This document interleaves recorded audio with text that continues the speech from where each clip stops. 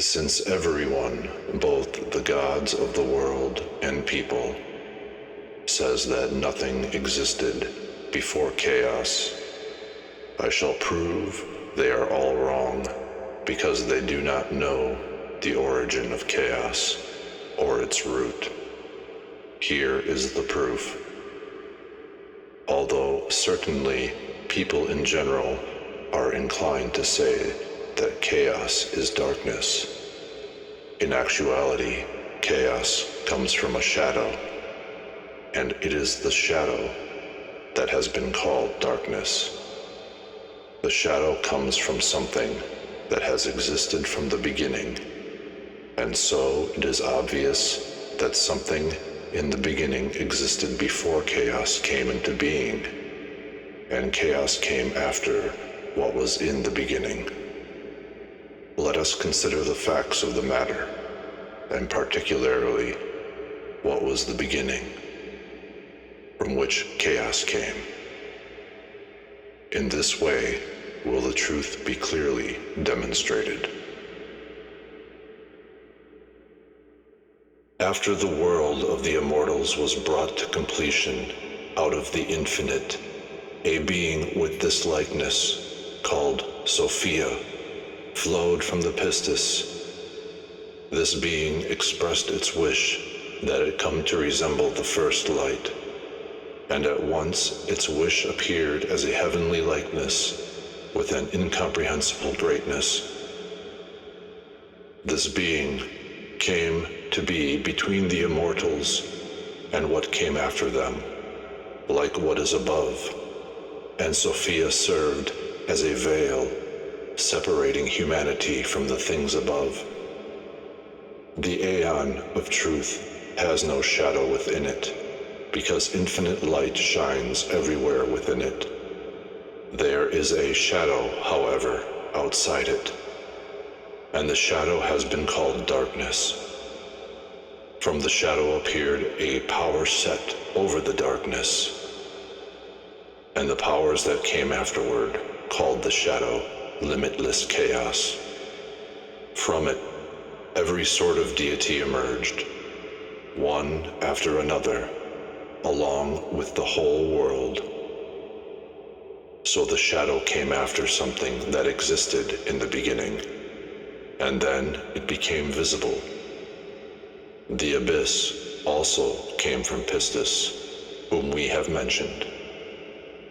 The shadow sensed that there was one stronger than it. It was jealous, and when it became pregnant by itself, all of a sudden it gave birth to envy. Since then, the principle of envy has appeared in all the aeons and their worlds. But envy turned out to be an aborted fetus without any spirit in it, and it came into being as a shadow in an expanse of watery substance. Bitter wrath came into being from the shadow and was cast into a region of chaos. Since that day, watery substance has been visible. What lurked in the shadow flowed out and appeared in chaos, just as all the afterbirth of a woman who gives birth to a baby flows out, so also the matter that came into being from the shadow was cast out. Matter did not come out of chaos. It was in chaos, in a region of chaos. After these things happened, Pistis came and appeared over chaotic matter, which had been expelled like an aborted fetus, without any spirit in it. For chaos is all limitless darkness and unfathomable water. When Pistis saw what came into being from her deficiency, she was disturbed, and her disturbance appeared as something frightful, and it fled to her in the chaos. She turned to it and blew into its face in the abyss, below all of the heavens. When Pistis Sophia wanted to cause this thing with no spirit to be made into a likeness of the divine, and rule over matter and all its powers, for the first time, an archon appeared out of the waters, lion-like in appearance, androgynous, with great authority in himself, but ignorant of where he came from. When Pistis Sophia saw him moving in the depths of the waters, she said to him, "Young man, move over here," which is the meaning of Yaldabaoth. Since then, the faculty of speech has come to expression, and the faculty of speech pertains to the gods, angels, and people.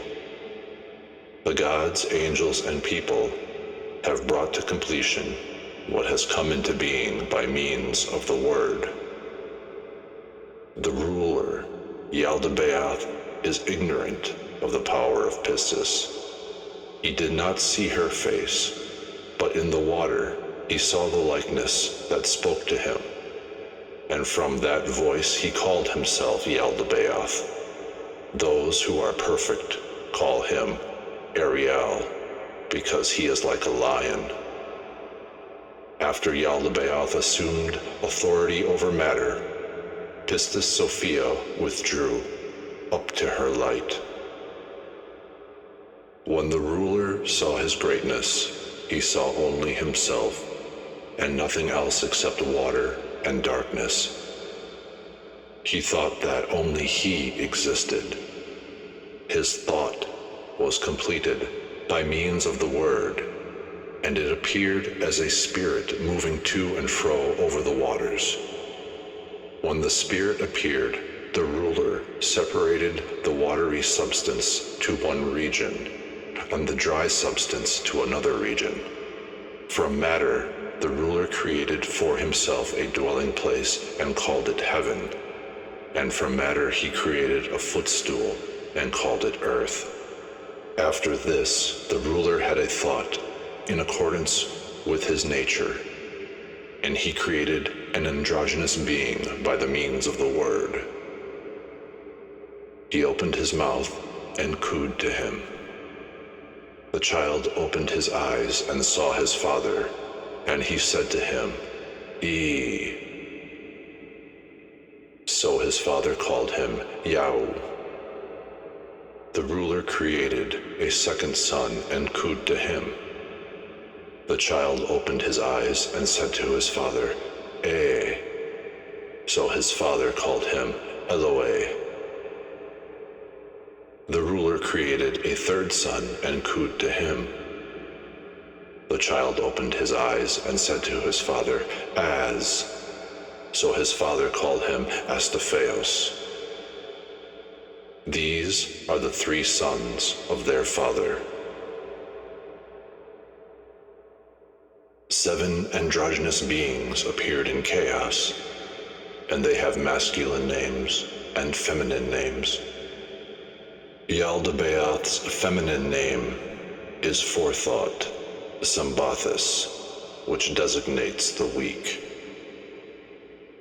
His son is called Yao, and his feminine name is Mastery. Sabaoth's feminine name is Divinity. Adonaius's name is Kingship. Eloeus's feminine name is Envy. Oreos's feminine name is Wealth. Astaphaeus's feminine name is Sophia. These are the 7 powers of the 7 heavens of chaos. The powers were androgynous in accordance with the immortal pattern that existed before them and the will of the Pistis, so that the likeness of what was from the beginning might have power to the end. You will find the function of the masculine names and powers in the archangelic book of Moses the prophet. The feminine names are in the first book of Norea. Since the chief creator, Yaldabaoth, had great authorities at his disposal, he created beautiful heavens by means of the word as dwelling places for each of his sons, and in each heaven he created great glories, 7 times glorious. Each son had within his heaven thrones, mansions, temples, chariots, virgin spirits, and their glories, extending up to an invisible realm, as well as armies of divine, lordly, angelic, and archangelic powers, myriads without number, so they might serve. You will find a precise account of this in the first discourse of Aurea. Everything was completed in this way, up to the 6th heaven, the heaven of Sophia. This heaven and earth were disrupted by the troublemaker, who was beneath them all. The 6 heavens shook, for the powers of chaos did not know who had disturbed the heaven beneath them. When Pistis found out about the harm caused by the troublemaker, she blew her breath, and she bound him and cast him down to Tartaros. Since then, heaven and earth have established themselves through Sophia, who is the daughter of Yaldabaoth, and is beneath them all. After the heavens, their powers and their entire government were established. The chief creator exalted himself, and he was glorified by the whole army of angels. All the gods and their angels praised and glorified him. He was delighted. He boasted over and over again and said to them, "I don't need anything." He said, "I am God, and there is no other but me." When he said this, he sinned against all the immortals who speak forth, and they watched him carefully. When Pistis saw the impiety of the supreme ruler, she became angry. Without being seen, she said, "You are wrong, Samael," which means blind God. An enlightened, immortal human exists before you, and will appear within the forms you have shaped. The human will trample upon you as potter's clay is trampled, and you will descend with those who are yours to your mother, the abyss. And when your work comes to an end, all the deficiency that appeared from truth will be dissolved. It will cease to be, and it will be like what never was. After Pistis said this, she revealed the likeness of her greatness in the waters, and then she withdrew up to her light. When Sabaoth, son of Yaldabaoth, heard the voice of Pistis, he sang songs of praise to her, but he condemned his father and mother on account of the word of Pistis. He glorified her because she told them about the immortal human and the light of the human. Pistis Sophia pointed her finger and poured over him light from her light, as a condemnation of his father. When Sabaoth was enlightened, he received great authority over all the powers of chaos, and since then he has been called Lord of the Powers. He hated his father, who is darkness, and his mother, who is the abyss. He loathed his sister, who is the thought of the chief creator and who moves to and fro over the waters. All of the authorities of chaos were jealous of Sabaoth because of his light. They were upset, and they waged a great war in the 7 heavens. When Pistis Sophia saw the war, she sent 7 archangels to Sabaoth from her light. The archangels carried him up to the 7th heaven and stood in his presence as his attendants. Then she sent 3 more archangels to him and established his kingdom above everyone, so that he might dwell above the 12 gods of chaos. When Sabaoth occupied the place of rest because of his repentance, Pistis also gave him her daughter Zoe with great authority, so that she might tell him about everything in the 8th heaven. and since he had authority, he first made himself a mansion. It is immense, magnificent, 7 times as great as all the mansions in the 7 heavens. In front of his mansion, he created a large throne on a chariot with 4 faces called cherubim.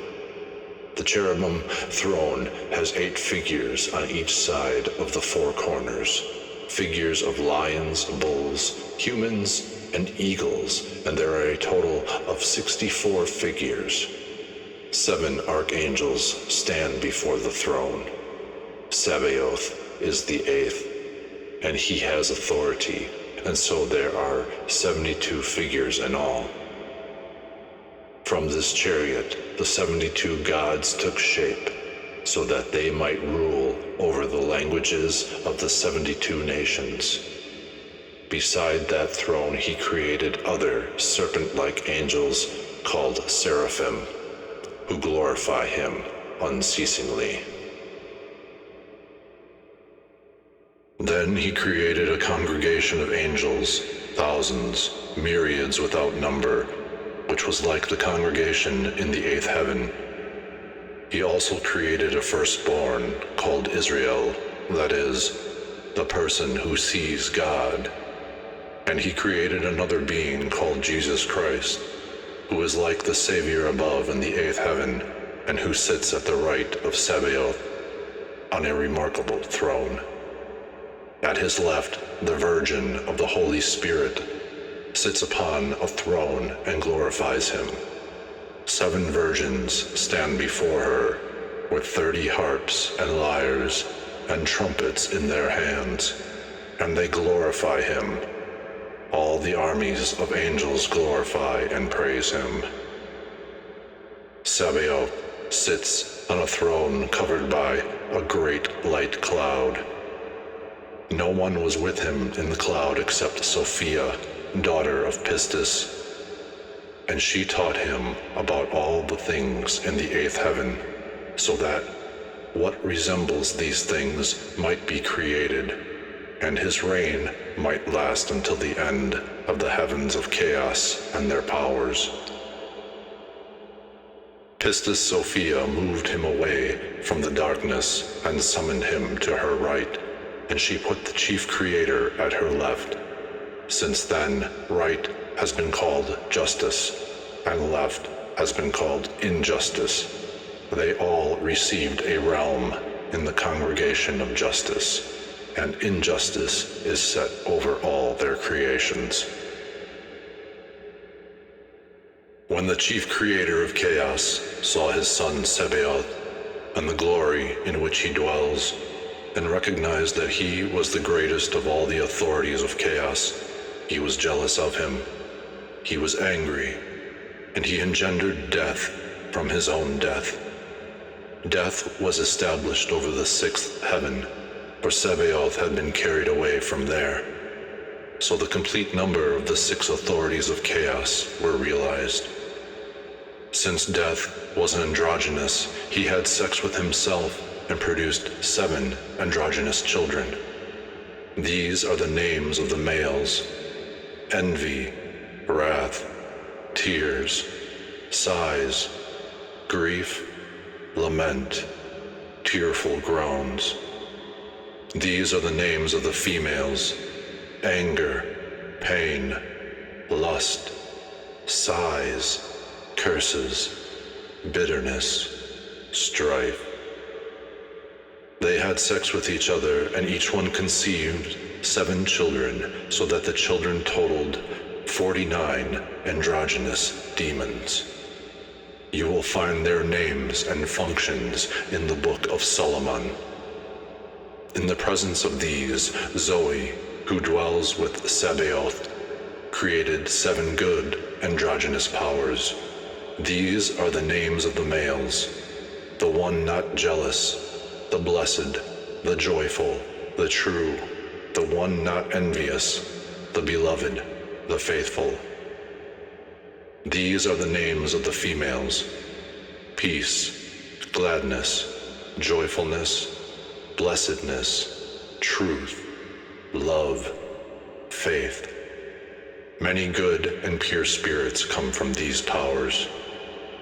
You will find their accomplishments and functions in the configuration of the fate of heaven beneath the 12. When the chief creator saw the reflection of Pistis in the waters, he was deeply distressed, especially when he heard her voice, which was like the first voice that called to him out of the waters. When he knew that she was the one who gave him his name, he groaned. He was ashamed because of his transgression. And when he knew for certain that an enlightened, immortal human existed before him, he was greatly disturbed, because earlier he had said to all the gods and their angels, "I am God. There is no other but me." For he feared that they might know another existed before him and condemn him. But the chief creator was a fool. He had contempt for condemnation and acted rashly, and he said, "If anything existed before me, let it appear so that we may see its light." And at once, look, light shone out of the 8th heaven above and passed through all the heavens of the earth. When the chief creator saw that the light was beautiful as it shone forth, he was amazed and very much ashamed. The light appeared, and a human likeness was visible within it, and it was marvelous. No one saw it except the chief creator and Forethought, who was with him. But its light was visible to all the powers of the heavens, and so they all were disturbed by it. When Forethought saw this messenger of light, she fell in love with him, but he hated her because she was in darkness. She desired to mate with him, but she was not able. When she was unable to satisfy her desire, she poured out her light upon the earth. Since then, this messenger has been called Adam of Light, which means the enlightened person of blood. The earth upon which the light of Forethought spread was called Holy Adamus, which means the holy adamantine earth.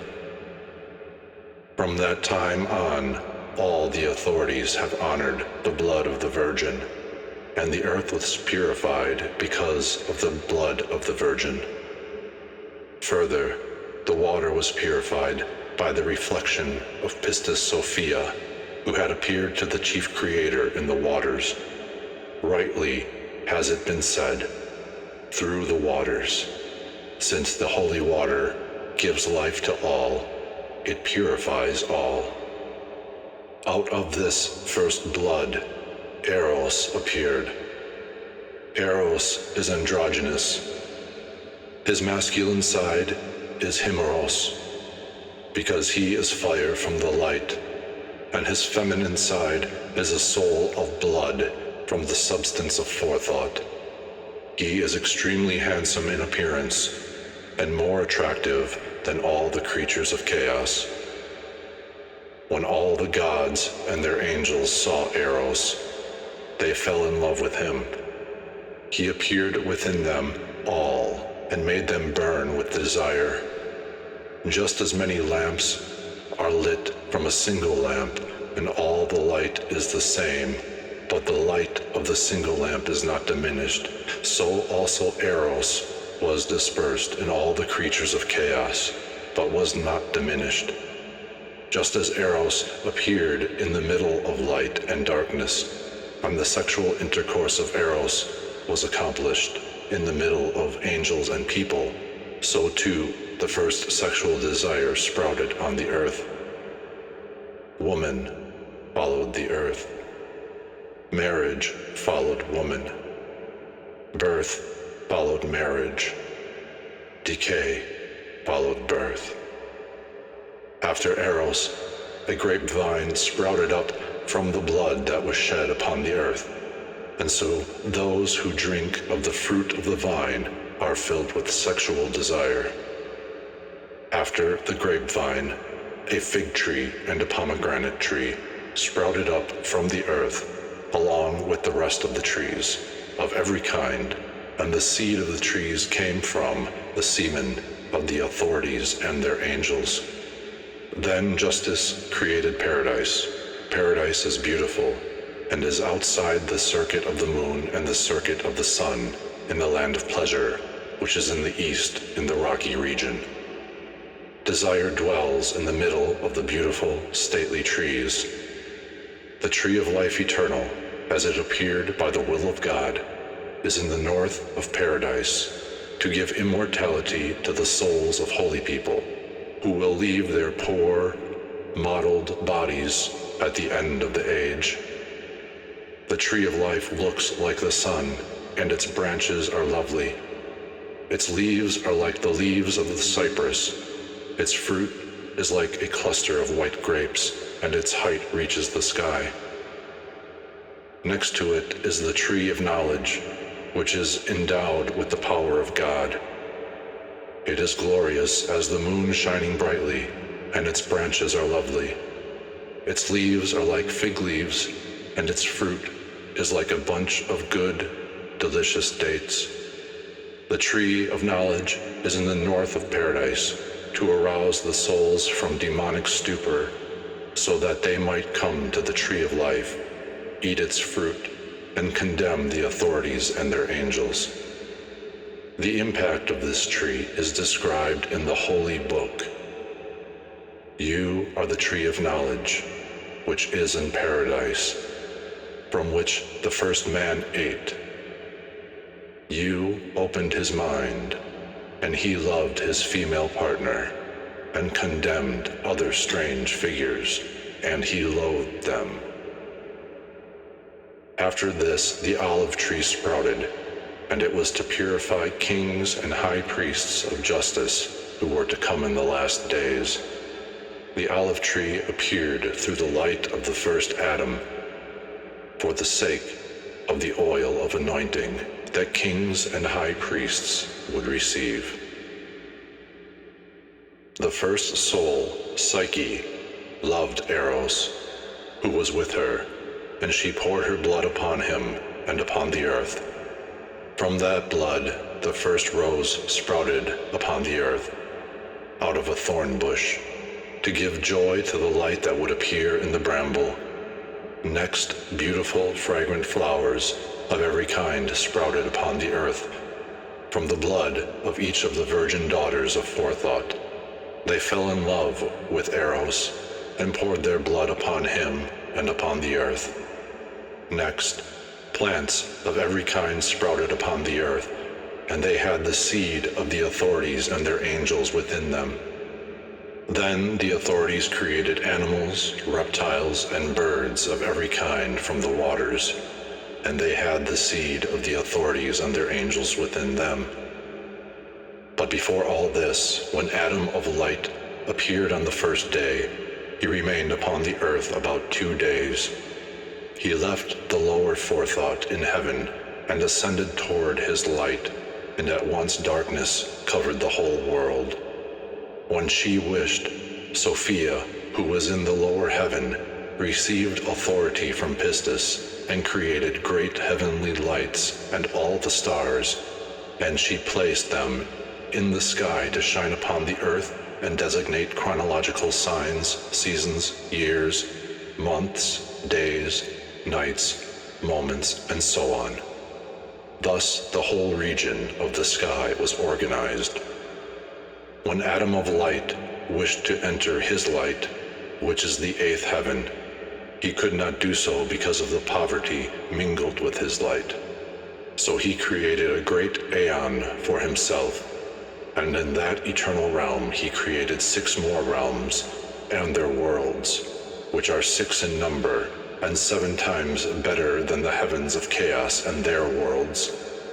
All these realms and their worlds are within the boundless region between the 8th heaven and chaos below it, and they are considered part of the world of poverty. If you want to understand the organization of all these, you will find it described in the 7th cosmos of Hierelius the prophet. Before Adam of light made his return, The authorities saw him in chaos. They laughed at the chief creator because he lied when he said, "I am God, no one exists before me." When they came to the chief creator, they said, "Is this being not the God who ruined our work?" He answered and said, "Yes. If you do not want him to be able to ruin our work, come, let's create a human being out of earth in the image of our body and with a likeness to this being to serve us, so that when this being sees his likeness, he may fall in love with it. Then he will no longer ruin our work, and we shall make the children of the light our slaves for this entire age." All this happened in accordance with the Pistis's forethought, so that humanity might appear in this likeness and condemn the authorities because of their modeled bodies. For their modeled bodies contained the light. The authorities received knowledge they needed to create humanity. Sophia Zoe, who is with Sabaoth, anticipated them. She laughed at their decision because they are blind, and they created humanity in ignorance and against their own interests. They did not know what they were doing. So she anticipated them. She created her own human being first, so that he might tell the modeled bodies of the authorities how to despise them and how to escape them. The birth of the instructor happened like this. When Sophia let a drop of light fall, it landed on the water, and at once there appeared an androgynous human being. Sophia first made the drop into the form of a female body, and then she took the body and gave it shape, like the mother who had appeared. She finished it in 12 months. An androgynous human being was born, whom the Greeks called Hermaphrodite. The Hebrews call the child's mother Eve of life, which means the female instructor of life, and the child born to her is Lord. Later, the authorities called the child the beast, so that it might lead their modeled bodies astray. The meaning of the beast is the instructor, for it turned out to be the wisest of all creatures. Eve is the first virgin, and she gave birth to her first child without a man. She was her own physician. For this reason, she is said to have declared, "I am part of my mother, and I am the mother. I am the wife. I am the virgin. I am pregnant. I am the physician. I am the comforter of birth pains. My husband produced me, and I am his mother, and he is my father and Lord. He is my strength. He speaks of what he wants reasonably. I am becoming, but I have given birth to a lordly person." This was revealed by the will of Sabaoth and his Christ to the souls who were going to enter the modeled bodies of the authorities, about whom the Holy Voice said, "Flourish and multiply, rule over all creatures." These souls were taken captive in accordance with their destinies by the chief creator, and they were locked up in the prisons of the modeled bodies until the end of the age. Then the chief creator voiced his opinion about humankind to those who were with him. Then each of them ejaculated his semen into the middle of the navel of the earth. Since then, the 7 archons have formed humanity with a body resembling their own body. But the likeness of humankind reflects the human being who appeared to them. The modeled body came into being, part by part, from each of the rulers, and the leader of the rulers created the brain and marrow. Afterward, the person appeared like the one before him. He became a person with soul, and he was called Adam, which means father, after the name of the one who was before him. After Adam was made, the chief creator abandoned him as a lifeless vessel. Since Adam was formed like an aborted fetus with no spirit. When the chief ruler recalled the word of Pistis, he was afraid that the true human might enter his modeled body and rule over it. So he left his modeled body 40 days without soul, and he withdrew and left him. On the 40th day, Sophia Zoe blew her breath into Adam, in whom there was no soul. He began to crawl on the ground, but he could not stand up. When the 7 rulers came and saw him, they were greatly troubled. They approached him and grabbed him, and the chief ruler said to the breath within him, "Who are you? Where have you come from?" He answered and said, "I have come through the power of the human to destroy your work." When they heard this, they glorified him, because he gave them rest from their fear and concern. They called that day the Day of Rest, because they rested themselves from their troubles. When they saw that Adam could not stand up, they were glad. They took him and put him in paradise and withdrew up to their heavens. After the day of rest, Sophia sent her daughter Zoe, called Eve, as an instructor to raise Adam, in whom there was no soul, so that the children he would engender might be vessels of light. When Eve saw her male partner on the ground, she felt sorry for him and said, "Adam, live, get up from the ground." At once her word became an accomplished deed. When Adam got up, at once he opened his eyes, and he saw her and said, "You will be called the mother of the living, because you have given me life." The authorities were told that their modeled body was alive and had gotten up, and they were greatly troubled. They sent 7 archangels to see what had happened. They came to Adam, and when they saw Eve speaking with him, they said to each other, "Who is this enlightened woman? She looks like what appeared to us in the light. Come, let's seize her and ejaculate our semen into her, so that she may be unclean and unable to ascend to her light, and her children will serve us. But let's not tell Adam, because he is not one of us. Instead, let's put him to sleep and suggest to him in his sleep that Eve came from his rib, so that the woman may serve and he may rule over her." Since Eve was a heavenly power, she laughed at what they had in mind. She blinded their eyes and secretly left something that resembled her with Adam. She entered the tree of knowledge and stayed there. The rulers chased her, and she revealed to them that she had entered the tree and had become a tree. The blind powers fell into great fear and ran away. Later, when they recovered their sight, they came to Adam.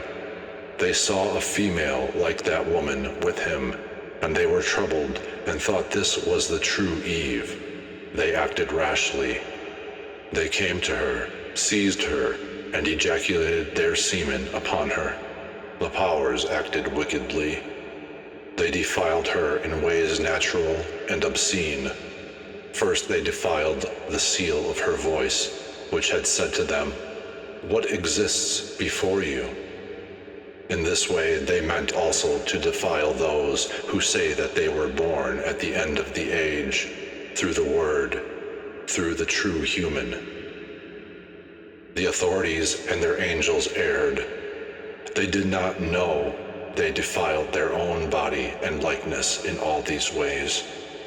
She first became pregnant with Abel from the first ruler, and then she gave birth to her other children from the 7 authorities and their angels.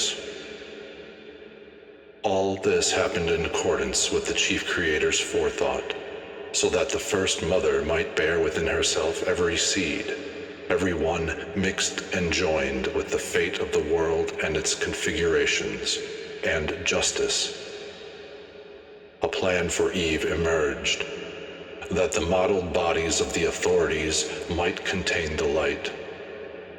Then the light would condemn the authorities through their own modeled bodies. The first atom of light is spiritual and appeared on the first day. The second atom is physical and appeared on the sixth day, called Aphrodite. The third Adam is earthly, a person of law, who appeared on the eighth day, called Sunday, after the poor day of rest. The offspring of earthly Adam multiplied and filled the earth, and they acquired all the technical skills physical Adam had, but they were all in ignorance. Let me continue. When the rulers saw him and the woman with him in error and ignorance, like animals, they were very pleased. Then they found out that the immortal human was not going to pass them by, and they would even have to fear the woman who turned into a tree. They were troubled and said, "Could this be the one who blinded us and taught us about the defiled woman who resembles the true human in order to overpower us?" The seven hatched a plot. They approached Adam and Eve carefully and said to him, "You may eat the fruit of every tree created for you in paradise, but be careful not to eat from the tree of knowledge. If you eat, you will die." They gave them a great fright and withdrew up to their authorities. The beast, the wisest of all creatures, came by. When it saw the likeness of their mother Eve, it said to her, "What did God say to you? Do not eat from the tree of knowledge?" She said, "He not only said, 'Do not eat from it,' but 'Do not touch it, or you will die.'" The beast said to her, "Don't be afraid. You certainly will not die. He knows that when you eat from it, your minds will become sober, and you will be like gods, knowing the difference between evil and good people. He said this to you because he is jealous, so that you would not eat from it." Eve believed the words of the instructor. She looked at the tree and saw it was beautiful and appealing, and she liked it. She took some of its fruit and ate, and she gave it to her husband too, and he also ate. Their minds opened. When they had eaten, the light of knowledge shone on them. When they clothed themselves with shame, they knew they were stripped of knowledge. When they became sober, they saw they were naked, and they fell in love. When they saw their makers looked like beasts, they loathed them. They understood a great deal.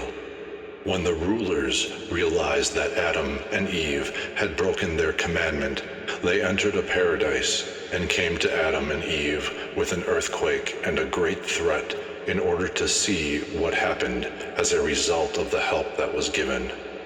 Adam and Eve were very much disturbed, and they hid in the trees in paradise. The rulers did not know where they were, and they said, "Adam, where are you?" He said, "I'm here. I was ashamed and hid because I was afraid of you." They said to him ignorantly, "Who told you about the shame with which you clothed yourselves, unless you ate from the tree?" He said, "The woman you gave it to me, and I ate." They said to the woman, "What have you done?" She answered and said, "The instructor urged me to eat it, and I ate." The rulers approached the instructor. Their eyes were blinded by it, and they could not do anything to it. They were powerless, and they cursed it. Then they came to the woman, and they cursed her and her children. After the woman, they cursed Adam and the earth, and the fruit because of him. Everything they created, they cursed. There is no blessing from them. Good cannot come from evil. Since then, the authorities have known for certain that there is something stronger than they. They simply recognized that their commandment was broken. Great envy came into the world just because of the immortal human. When the rulers saw that their Adam had acquired different knowledge, they wanted to test him. They gathered all the domestic animals, wild beasts of the earth, and the birds of the sky, and brought them to Adam to see what he would call them. When he saw them, he gave names to the creatures of the rulers. The rulers were troubled that Adam had recovered from all his anguish. They gathered together and made a plan and said, "Look, Adam has become like one of us, and he knows the difference between light and darkness. Now perhaps he will go astray as he did with the tree of knowledge, and will come to the tree of life, eat from it, and become immortal, and rule and despise us, and consider us and all our glory to be foolish. And he will denounce us and our world. Come, let's throw him out of paradise down to the earth, where he came from, so that he no longer can know anything better than we can." So they threw Adam and his wife out of paradise. What they had done did not satisfy them. They were still afraid. So they went to the tree of life and set great dreadful things around it, fiery, living creatures called cherubim. And among them they put a flaming sword, constantly turning in a terrifying way, so that no one from the earth might ever enter that place.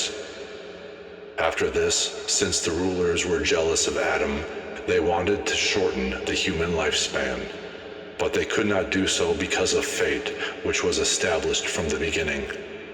To each human being there was assigned a lifespan of 1,000 years, according to the circuit of the heavenly luminaries.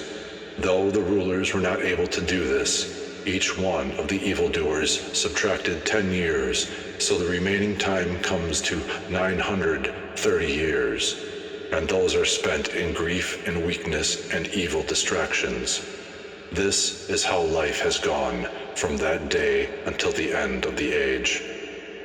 When Sophia Zoe saw that the archons of darkness cursed her friends who were like her, she was angry.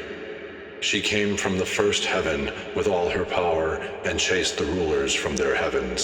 And she cast them down into the sinful world so that they might dwell there as evil demons upon the earth. She sent a bird that was in paradise so that, until the end of the age, it might spend 1,000 years in the ruler's world. The bird, a living creature endowed with soul, is called the phoenix. And it kills itself and revives itself as an image of the judgment against the rulers, because they dealt unjustly with Adam and his generation until the end of the age. There are 3 human beings and their descendants in the world until the end of the age: the spiritual, the psychical, and the earthly. This circumstance is like the 3 kinds of phoenixes of paradise. The first is immortal, the second lives 1,000 years, and the third is consumed according to what is written in the holy book. Likewise, there are 3 baptisms. The first is spiritual, the second is by fire, the third is by water. As the image of the phoenix appears with reference to the angels, so the water serpents in Egypt indicate those who go down for the baptism of a true human being. The 2 bulls in Egypt indicate a mystery, the sun and the moon, which represent Sabaoth, because Sophia of the Word has been exalted above the sun and the moon from the time when she created them, and sealed her heaven until the end of the age. The worm that is born from the phoenix also represents humanity. It is written of it, "The just will sprout like a phoenix." The phoenix first appears alive, then dies, and then rises again as an image of what appears at the end of the age. These great images have appeared only in Egypt, not in other lands, indicating that Egypt is like God's paradise. Let us return to the rulers of whom we spoke, so that we may offer an explanation of them. When the 7 rulers were cast from their heavens down to the earth, they created for themselves angels, numerous and demonic, to serve them. These angels taught people much about error, magic, potions, idolatry, bloodshed, altars, temples, sacrifices, and libations to all the demons of the earth. The angels work with fate, which came into being by agreement of the gods of injustice and justice. So when the world came into being, it went about in error and confusion all the time. All people on the earth served the demons from the creation until the end of the age, both the angels of justice and the people of injustice. Thus the world was in confusion, ignorance, and stupor. All erred until the appearance of the true human. Enough on this. Next, we shall consider our world so that we may present an accurate description of its structure and administration. Then it will be clear how the proof of hidden things which have been apparent from the foundation of the world to the end of the age came about. Now I come to the main points about immortal humanity. I shall discuss all the beings belonging to immortal humanity and explain how they got here. When a multitude of people had come into being through Adam, who was formed from matter, and the world was filled, the rulers reigned over it. That is, they kept it in ignorance. What is the reason? It is this. The immortal Father knows that deficiency of truth came to be among the aeons and their world. So when he wanted to bring down the rulers of perdition by means of their modeled creatures, he sent the blessed little innocent spirits who are like you down to the world of perdition. They are not strangers to knowledge. All knowledge is in one angel who appears to them.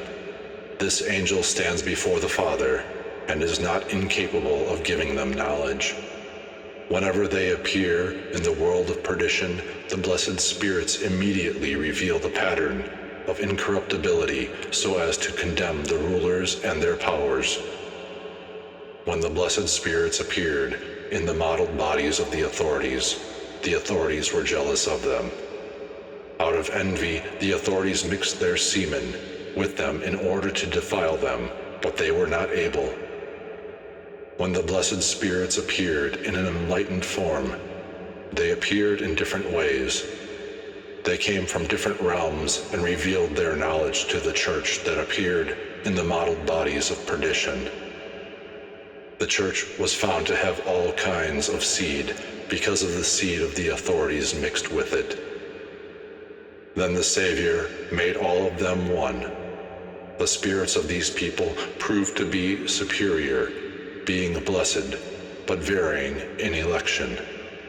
There are many others who are kingless and superior to everyone before them. So there are 4 generations. 3 generations belong to the kings of the 8th heaven, and the 4th generation, which is the most exalted, is kingless and perfect. These people will enter the holy place of their Father, and they will reside in rest and eternal, ineffable glory and ceaseless joy. They are already kings. They are the immortal within the mortal, and they will condemn the gods of chaos and their powers.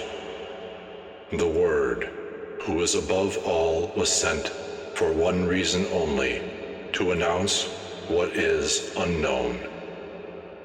He said, "There is nothing hidden that is not apparent, and what has not been known will be known."